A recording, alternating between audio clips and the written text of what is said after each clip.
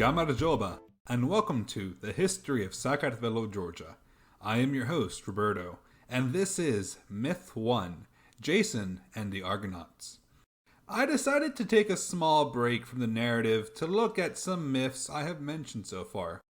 We're going to start with the myth that involves Caucus, Jason and the Argonauts. While these Greek adventurers don't spend much time in Colchis, the myth has a lot of influence on the modern cultural identity of the Georgians, like the many uses of the image of the Golden Fleece throughout Georgian history. What I had planned for this episode was to have a condensed retelling of Jason and the Golden Fleece, but in my own style. For anyone who wants to know, I read Richard Hunter's translation of Apollonius of Rhodes' original Argonautica. I also skim over some parts that can be considered important for the sake of time, so I highly recommend reading the book for yourself. After the episode, I will bring in my friend and the editor of the show, Brendan Foster, to discuss everything we have heard. Gather round the campfire, my friends, and listen well to this tale.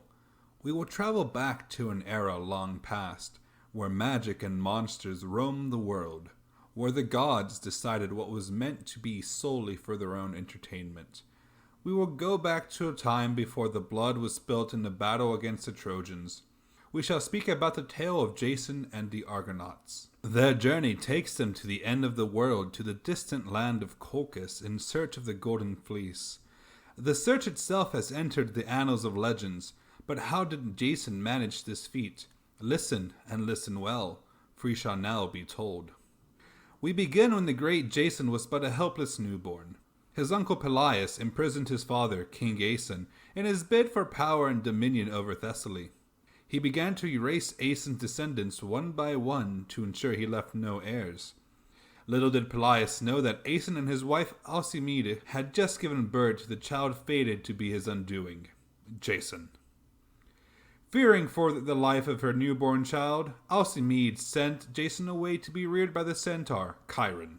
Once Pelias had learned of what had happened, he immediately went to consult the oracle. He foresaw the demise of Pelias at the hands of a man from the country, wearing only one sandal. Years pass by, and Pelias has not seen the man foretold of, until the one day he decides to hold a sacred feast as an offering to his father, Poseidon, and all the other gods, save the queen of the gods herself, Hera. Jason hears of this feast and makes his way to participate. During this journey, Jason comes across an old woman, and he helps her cross the streams of the Anaros River. In the process, he manages to save one sandal from the mud, but his other sandal is lost.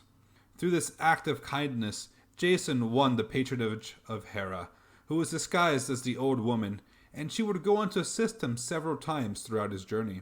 Upon his arrival to the palace, Pelias immediately took note of Jason's missing sandal, and set upon scheming to prevent his end. Racked with fear and unsure of what to do, Pelias asked Jason what he would do if he met the man he knew would be his downfall. Jason responds that he would send him after the Golden Fleece, a magic ram's skin at the edge of the earth in Caucus. Knowing this to be a suicide mission, Pelias challenged Jason to do just that. While this would be an impossible task for any ordinary man, Jason had the assistance of his patron, Hera. She had Athena, goddess of wisdom, advise the shipwright Argus to build a ship named the Argo, while Jason began his quest of gathering a group of heroes to aid him. He searched far and wide across Greece for powerful, talented, and skilled heroes, recruiting the likes of demigods such as Heracles, the hero that almost single-handedly bested the fearsome many-headed snake, the Hydra, and Orpheus, the man who sung and played his lyre so beautifully that it tamed wild beasts and made the trees themselves dance. In this and other versions of the story, crew members also include the twins Castor and Pollux, also known as the Dioscuri, the namesake of the colonial Greek city of Dioscurias, now known as Sukhimik, Georgia. Other versions also include Theseus, founder hero of Athens and slayer of the Minotaur, and the Boreads, winged sons of the cold and blustery north wind Boreas. After gathering the crew together, the task of finding a leader to take them to Colchis came up. Who would lead the brave Argonauts? The crew, seeing the mighty Heracles, decided to unanimously elect him since he is the strongest among them all. Heracles, however, reneges on the decision and advises that the person who had been bequeathed the challenge and who gathered the crew together should be the one to lead them. The crew, heeding Heracles' advice, agrees, and Jason rejoices. Jason orders the crew to begin preparations for a feast and for their departure. During this same feast, Jason became absorbed in his thoughts about the task before him, leading Idas, one of the crew members, to accuse him of cowardice. The prophet Idmon accused Idas himself of drunken vainglory, almost causing a fight to break out among the Argonauts before they even set sail. However, before their fists reached their marks, the bard Orpheus's voice floated through the air, the beauty of his song soothing everyone. They departed from Thessaly the next morning to the sound of Orpheus's music. The Argonauts first arrive at Lemnos, ruled by Queen Hypsipyle. While there, they discover that the women have revolted and murdered all the men on the island due to the men's violent desire for slave girls, causing them to spurn their wives. The Lemnian women, now alone, take up tasks meant for men, such as cattle grazing, farming, and warfare with ease. Upon the arrival of the all-male crew, the women gathered at the behest of Queen Hypsipyle in a parliament and came to the decision that the Argonauts should remain and settle the island with them. As leader, Jason is summoned by Queen Hypsipyle. On his way there, he wraps himself in a magnificent purple cloak that was made for him by Athena. Upon Jason's arrival, Hypsipyle became immediately smitten with Jason and has him move into the palace with her. Most of the crew, save for Heracles and a few others, join the other women in their homes. Days and days pass. The departure from the island seems further and further away. Heracles, seeing time wasted away, becomes furious and assembles the Argonauts. As Heracles scolds his crewmates, he then appeals to their sense of duty, reminding them of their quest and that they did not come to Lemnos in search of brides, but instead went traveling to search for glory. The Argonauts, now thoroughly chastised by Heracles, prepare for departure, much to the chagrin of the Lemnian woman. As Jason leaves the queen, he tells her that if she managed to bear him any children, that they should go to his parents. She does bear him children, twins in fact, one of whom goes on to lead Lemnos as king. Jason is the first to step a foot on the Argo once again, and the crew follows him to sail towards Caucus. Our heroes find themselves arriving at the Hellespont, a strait known today as the Dardanelles, where they reach the island of the Doliones, descendants of Poseidon. The Doliones were led by Cyzicus, who proceeded to give the Argonauts a friendly welcome and respite from their long voyage at sea. During the festivities, Jason asked King Cyzicus about the lands and neighboring cities. While this information was freely given as far as the Doliones were capable, their knowledge didn't extend far beyond the nearest lands. The following morning, some of the Argonauts ascended the peak of Dindymon to scout sea routes for the continuation of their journey, and are rushed by the Doliones' neighbors, savage, six-armed, earthborn men. The Argonauts repelled the earthborn men, and returned to the Doliones that night. Mistaking them as more enemies, the crew battled the Doliones. In the confusion, King Cyzicus was killed by Jason. Upon learning of her husband's death, Queen Clytie sent her soul to Hades. Grief over the losses incurred on both sides brought the Argonauts and Doliones together once more, but something sinister keeps the heroes on shore. As the days pass, a crew member named Mopsus began to notice omens sent by Rhea, mother of the gods. Coming to Jason with this information, the Argonauts ecstatically and skillfully carve Rhea's holy image and celebrate with a feast in her honor. The following dawn, they depart. As they sail, our heroes felt boredom gnaw at their minds, and proceeded to compete to see who can row the longest. They began rowing, each successive rower rowing harder than the last, growing more and more tired. At last, it came to be Heracles' turn. As he rowed powerfully, pushing the Argo forward, his might shattered the oar, causing him to fall to the side into the sea. Recovering Heracles from the sea, his oar now split in two and missing its other half, they made landfall at the mouth of the Chios River. Heracles, of course, ran off to find himself suitable wood for a new oar. Hylas, Heracles' squire, separated himself from the crew to fetch water from a sacred spring to prepare his master's dinner. Upon reaching the spring, Hylas stumbled upon water nymphs preparing for their dance to honor Artemis. The nymph of the spring was enraptured by Hylas' beauty and abducted him as he filled the urn at the spring. Time passed with no word from Hylas, and Heracles became worried about his companion. He took Polyphemus with him to search for Hylas, and Jason decides to set sail without the trio. As they're sailing, Jason is accused of trying to take more glory for himself by leaving Heracles behind. However, a sea god named Caucus emerged from the depths of the sea and assured them that it is the will of the gods for Heracles to be without them, before quickly disappearing again. The Argonauts continue on to Caucus. Our heroes arrived on the shores of Bithynia, home of the Bebrycians, who are ruled by King Amycus, who demands a boxing match with the sea wanderers, as was required of him by law. Slighted by such words, Polydeuces becomes enraged and volunteered as champion to save the honor of the crew against Amycus in a duel of fisticuffs. Amycus and Polydeuces began their battle, and the latter quickly found himself overwhelmed by Amycus the man-mountain. Polydeuces, however, does manage to dodge the barrage of attacks using his wits, and escapes without injury. Polydeuces then stood his ground and began retaliating against him blow for blow. This barrage continued until Amycus attempted to crash his heavy fist onto Polydeuces' head, who used his speed to dodge the blow and receive it on his shoulder. At the same time, Polydeuces secured his victory by striking Amycus above the ear and shattering the bones in his head. However, the rest of the Bebrycians, seeing their king defeated, were unable to accept these results and rushed forward to attack Polydeuces. With the normal swiftness of heroes, the Argonauts were able to intercept and chase off the Bebrycians. Seeing an opportunity to resupply, the heroes took the sheep of these enemies on board of the Argo and left the following day after a much-deserved rest. Coming upon the opposite coast, they found themselves near the home of Phineus, former king of the Athenians. Former king, you ask. Whatever happened to Phineus? Well, my friends, the gods granted Phineus great powers of prophecy, so great in fact, that he even knew the machinations of the gods and willingly gave away these divine secrets. This so angered Zeus that he afflicted him with extremely old age, blindness, and daily visits from harpies who tormented him by stealing his food and leaving a smell so foul that no mortal could bear it. Upon their arrival, the crew of the Argo discovered they had no need to introduce themselves, as Phineus' great powers of prophecy remained. In exchange for information on the safest route to Caucus, Phineus asks that they chase the harpies away, as he knows they are fated to do. The winged Boreads, Zetes, and Callias drove the harpies away after luring them with a trap, sending them far back into the caves. The Argonauts, you guessed it, threw another feast, and Phineus gratefully reveals the safest route to the end of the earth, Colchis. Thanks to Phineus' advice, aid from Athena, and the piloting skills of Typhus, the crew of Argo made its way past the clashing rocks, shaken, but in one piece, and enter the Black Sea.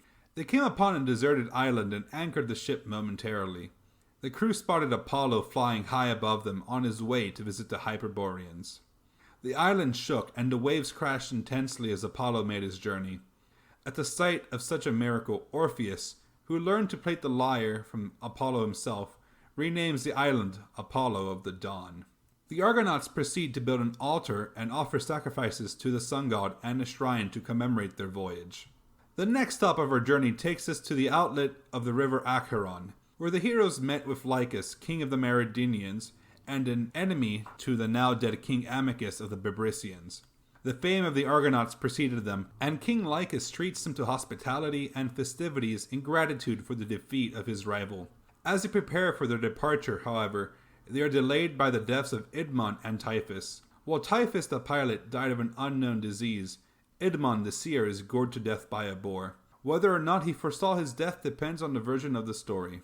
After a period of intense mourning for their lost companions, the Argonauts built 2 tombs to commemorate them and set off once more. It is said today that a temple was built over Idmon's grave by the citizens of the city of Heraclea, today known as Karadeniz Erigli in Turkey. They arrived at the Amazonian port of the river Thermodon, but quickly fled after the displeased Amazonians prepared to drive them off. They headed to the deserted island of Area, where the Amazonians had built a temple for Ares. They were suddenly attacked by the island's only inhabitants, native birds filled with the bloodthirsty spirit of the god of war.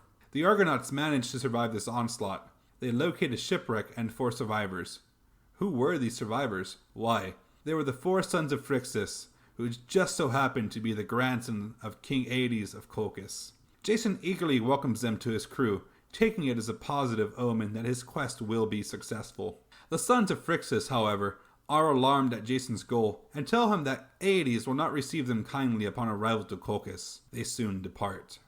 After days of sailing, the Argonauts spot the Caucasus Mountains where the Titan Prometheus, who created humanity and was punished for stealing fire from the gods, is imprisoned. For someone whose name means forethought, he probably should have seen this coming. The crew spots the eagle sent by Zeus fly towards Prometheus, noting that it is as large as their ship. Soon enough, the wretched groans of Prometheus choked the land as his liver was torn out and consumed by the eagle.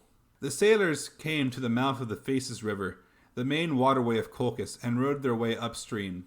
They passed the Cataean city of Aia, capital of Colchis, and a plain of Ares that houses the golden fleece on an oak tree, guarded by an ever-watchful serpent, or dragon, depending on the story. They rowed to a thick marsh and anchored the ship. They rested for the night and proceeded the following dawn. As our heroes hid in the backwaters of Colchis, formulating their strategy, Hera and Athena plotted their next move. Moving away from any prying ears, they discussed how to best aid Jason in his quest. Between them, a plan was formed. Use the beautiful princess, sorceress, and priestess of Hecate, queen of witchcraft, Madea. Madea was the daughter of King Aeetes of Caucus, and her skills in magic were too valuable to pass up. To accomplish this task, they enlisted the help of Aphrodite, goddess of love and feminine beauty. With a toy, she bribed her infant son Eros, god of love and desire, into shooting his arrows at the witch princess. We return to the mortal realm to find our heroes sitting on the benches of the Argo in an assembly. As they coordinated their plan, Jason listened to the opinions of his comrades before giving his own. Jason's plan? To use the powers of persuasion on King Aeetes before attempting to seize the Golden Fleece by might. The Argonauts gave their consent to this plan. Jason took Telamon, Augeas, and the sons of Phrixus with him to Aeetes' palace.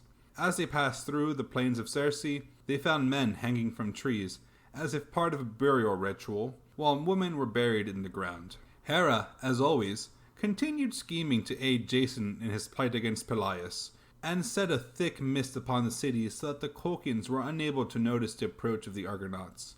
As they arrived unnoticed, the mist dispersed and they saw the magnificence of the palace, ornamented by the works of Hephaestus, god of metalworking. As they snuck through the palace, Jason and his companions encountered Madea, who by chance was running to meet her sister Chalciope, the mother of the sons of Phrixus. Madea saw the party and let out a blood-curdling scream that alerted the whole palace to their presence. Chalciope arrived first, and wept with joy at the sight of her lost sons. Aeetes and his wife Idia appeared last. In the midst of all this commotion now occurring, Eros moved invisibly through the crowd and knocked his arrow. From Jason's feet he loosed his golden arrow and struck Madea. As the power of the arrow flowed through her, her heart burned with such a passion that shockwaves of pain reverberated through her body, and her mind filled with thoughts of Jason. After Aeetes learned of Jason's journey and quest for the Golden Fleece from his grandsons, he flew into a rage. His anger only deepened upon hearing that they wished it to take it as payment for the return voyage to Caucus. Jason, seeing this rage, used his skills of persuasion to calm down Aeetes. This calm was a farce, however, as Aeetes believed his grandsons and Jason were conspiring to steal Caucus from him. Aeetes then challenged Jason to a series of tasks for the Golden Fleece. First, Jason would plow the plain of Ares with fire-breathing oxen. Then, he would sow the 4 acres of the plains with dragon's teeth, and defeat the army of men that would arise from these teeth before they could kill him. Aeetes, of course, as the son of Helios, the personification of the sun, could perform these tasks easily. Jason thought for a moment and agreed to the terms, albeit reluctantly. He left the palace and returned to his companions in the backwater to inform them of the deal he had just struck with the scheming king. As he departed, Madea, knowing these tasks to be a suicide mission, grieved for Jason as if he were a dead man walking. Argos, son of Phrixus, mentions to the crew that they should enlist the help of Madea, since her knowledge of drugs would be useful to them, and get Chalciope to persuade her. Jason believes that there is nothing wrong in asking, but laments that their chances must be slim if they must rely on women for their safe return. Back at the palace, the scheming Aeetes told his court of his plans to destroy the Argonauts as soon as Jason fails his tasks, including his grandsons, since they brought these pirates to steal his possessions and title. Aeetes then mentions that he was foretold in an oracle of his father, Helios, that he would be destroyed by a member of his family. Aeetes, do you not know how you bring about your own destruction with your own paranoia?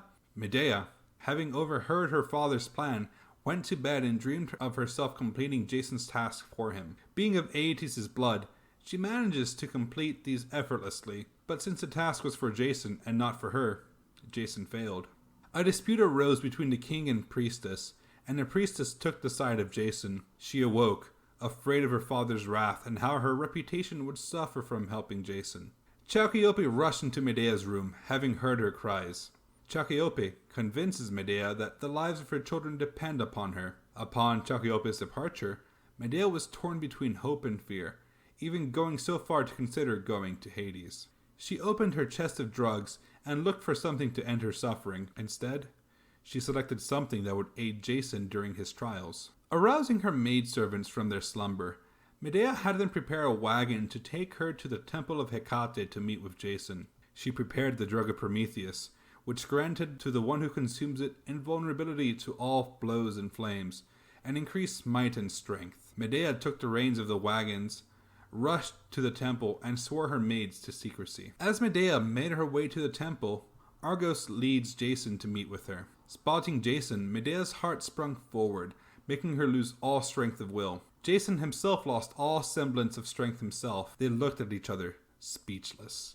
Jason then broke the silence, and their love for each other burst forth. He reminded Madea that he is at her mercy, and if she aids him in obtaining the fleece, he will make her famous throughout Greece. Madea handed the drug to Jason, and promised that if he ever forgot her kindness, she would travel to Greece herself and rebuke him for forgetting that she had lost everything in aiding him. Jason, however, was now completely infatuated with Madea, and told her that he will be unable to forget her, and urges her to return with him to Greece as his wife. Madea was unwilling to commit to anything at this moment, and returned to the palace in a dreamlike state. Jason returned to the ship, and his companions greeted him eagerly minus the vainglorious Idas, who considered a woman's aid the loss of heroic status.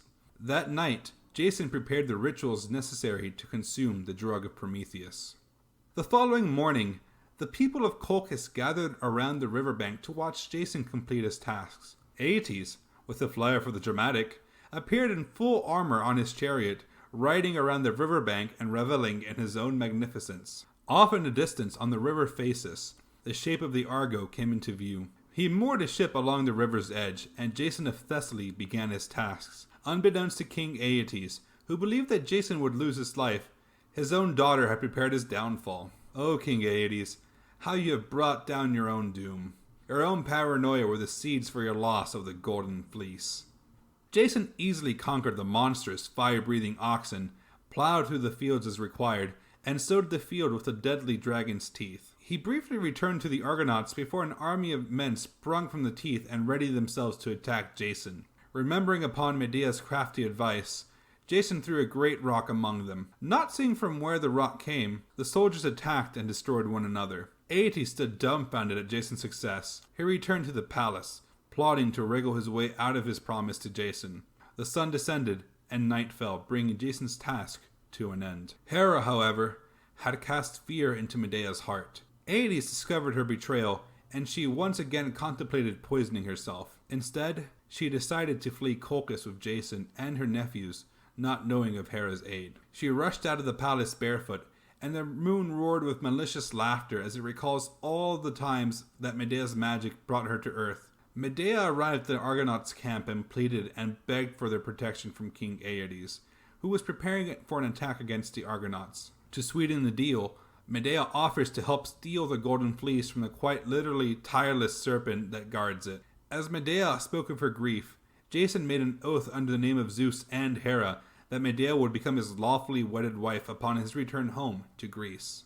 Our lovers soon head over to the plains of Ares, where the Golden Fleece hung. Using her drugs, Madea lulled the snake to sleep while Jason acquired the Golden Fleece from the oak. Returning to the Argo, Jason delighted at the fleeces shined underneath the moonbeams, seeming like a young girl with a new radiant dress. At Medea's behest, the Argo soon departed for Greece. Aeetes, however, has safeguards for their attempted departure. He sent out a swarm of vessels as numerous as a flock of birds after the Argo. The first fleet successfully navigates the clashing rocks, but goes no further. The second fleet, however, was led by Apsyrtus, Medea's half-brother, and follows the Argo closely up the river Ister. As they sailed through the tributaries and came to the Sea of Cronus, the Argonauts were finally cornered on the Brygian Isles by Apsyrtus. Apsyrtus and Jason attempted to talk peace and reach a deal. Apsyrtus promised Jason that he could keep the Golden Fleece, as he had won it fairly, but Madea must be held by Artemis and separated from everyone until they could get a neighboring king to mediate the issue and pass judgment on what is to be done with Madea. Jason had to choose between giving up Madea or taking her home to Greece. Madea overheard this plan and was overcome with fury, scolding Jason, as she only wanted to save him from suffering and help complete his tasks. By giving him aid, she even brought shame to her name and the name of all women. By pleading to return with Jason to Greece, not wanting to face her father's judgment, she pointed out that Jason would go home safely no matter what the outcome of the mediation, while she had lost her home. Seeing that she needed to find a way to escape the situation, Madea came up with a plan. Murder. The plan is murder. To ease Apsyrtus' mind, they sent him a vast number of gifts. However, Madea oh so casually mentioned that their nephews had tricked her into aiding them and stealing the Golden Fleece, and that she was really sorry and just wanted to go back home and be a family again. Apsyrtus believed her, went to the temple where she and Jason lied in wait. As soon as Apsyrtus entered the temple, Jason killed him and dismembered his body, which is apparently a loophole to avoid the wrath of the Furies. Now leaderless, the remaining Colchians were in a state of confusion and lost the fleeing Argonauts. Rather than return to Caucus empty-handed, they decided that they better remain where they were and settled around the coast, creating a new colony. Things were not as they seemed for the Argonauts. Although they escaped from their pursuers, they did not escape from the ever-watchful eyes of Zeus, who had seen this brutal murder of Apsyrtus and punished them by making their journey home much longer than it was meant to. A rogue wind blew them off course and into the Eridanus River, where they traversed the different branches until they reached a new location entirely, the Sardinian Sea. Jason and Madea, look at how your murderous intentions have consequences for everyone. They arrived at the island of Cersei, aunt of Madea. Unable to escape their suffering with the blood of fratricide, the ultimate taboo for the Greeks, on their hands, Cersei absolved Jason and Madea of murder through the appropriate sacrifices, and then learned from Madea what had happened in Colchis. Madea hid her fratricide, but Cersei was not deceived. She knew that her brother, King Aeetes, would be furious and demanded the lovers leave her home, as she did not approve of the shame Madea has brought to their family. Hera spoke with the sea nymph Thetis. In exchange for the Argo's safe passage across the sea route to the south, Hera promises Medea's hand to Achilles, Thetis' son, once they both enter the Elysian fields. Oh, Madea, how Hera enjoys playing with your heart. As the Argo traveled through the sea, much like Odysseus will in the future, it passed through the lair of the Sirens. Their music compels men to fall overboard, but much to the chagrin of the Sirens, their music was overpowered by that of Orpheus, who managed to drown out the Siren's song with his superior musical talent. The crew of the Argo manages to evade some wandering rocks with the help of the sea nymphs, and they finally made landfall and arrived at Drepane on the western coast of Greece, where they encountered the other Colchian fleet. The Colchians demanded Medea's return, or else Aeetes would bring terrible conflict upon them. Madea then approached Queen Arete and pleads to not be returned to her father. That night, Queen Arete spoke with her husband, King Alcinous, who has been asked to mediate the situation involving Madea. Alcinous confides to Arete that his decision had been made. He intended to give Madea to the Colchians, if, and only if, she remained unmarried. Alcinous fell asleep after this conversation, and Arete rushed to have her serving woman reveal this information to the lovers. Jason and Madea immediately married in a sacred cave located on the island, and they took for their bridal bed the thing that brought them together, the Golden Fleece. Gross. If I were Aeetes, I would just let them keep it at this point. The following morning, Alcinous made his decision. Seeing that Madea has been wed, she was to stay with Jason. The Colchians, disappointed at their failed mission and afraid to disappoint Aedes, colonized a nearby location in lieu of returning to face their king. Leaving Drepane, another rogue wind steered the Argo off course to Aertes, a sandbank off Libya. With the ship stuck fast and seeing no way to escape the situation, the Argonauts entered a depressed mood and began to part from one another to meet their ends alone. Madea and her maidservants lamented their fate, distraught at how their actions had brought their doom. Jason was then visited by the guardians of Libya, who in a riddle told him to save themselves from the sands. Jason is dumbfounded by these instructions, but the witty Peleus correctly guessed the answer to the riddle. The Argo must be carried across their backs. For 12 days and nights, they carried the Argo upon their backs, suffering under the weight of their ship. Their throats parched, their legs trembling, they accomplished a feat that only the blood of immortals could. From afar, they are rewarded with a sight more precious than gold. They arrived at Lake Trident and the Garden of the Hesperides, guardians of the golden apples of immortality. When they approached the Hesperides, they heard some astonishing news. Heracles had arrived just the day before to complete his 11th labor, stealing the golden apples of immortality. The Argonauts were distraught that they have had to leave once more without their companions. Maybe he should have thought of that before he left them behind because he wanted to look for his friend? It seemed like the gods had greater glories in store for Heracles.